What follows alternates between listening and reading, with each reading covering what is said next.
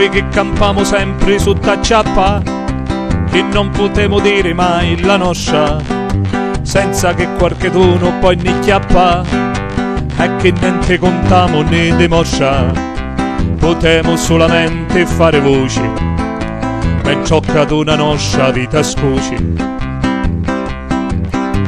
Quando che lo governo nuova leggi, esci per dare aiuto ai cittadini, a gente povera sempre l'affliggi, e di certo ci strinci le catene, perché la legge è fatta per la gente, che a tutte non peccò non avvenente.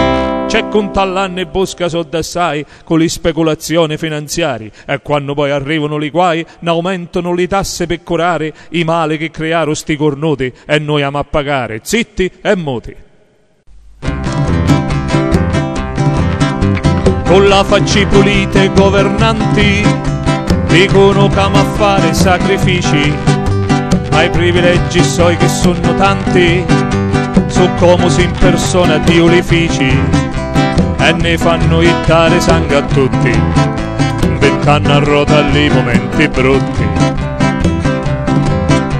Un giorno i banchieri si inventarono l'Europa unita per fottire ancora, e poveri cristiani e ci imbrogliarono con la facilità della palora, chi c'era una grandissima ragione, perché era troppo alta l'inflazione.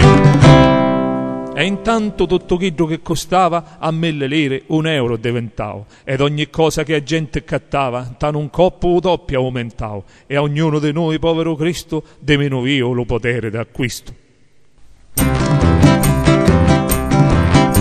Appena i conti non facciano buoni, si riuniscono tutti i manciuni che reggono le sorti di nazioni, e tenono in te mani le milioni.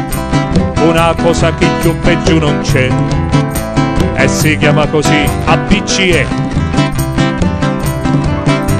Ma questa è la storia dello mondo, lo ricco ha sempre solo dominato.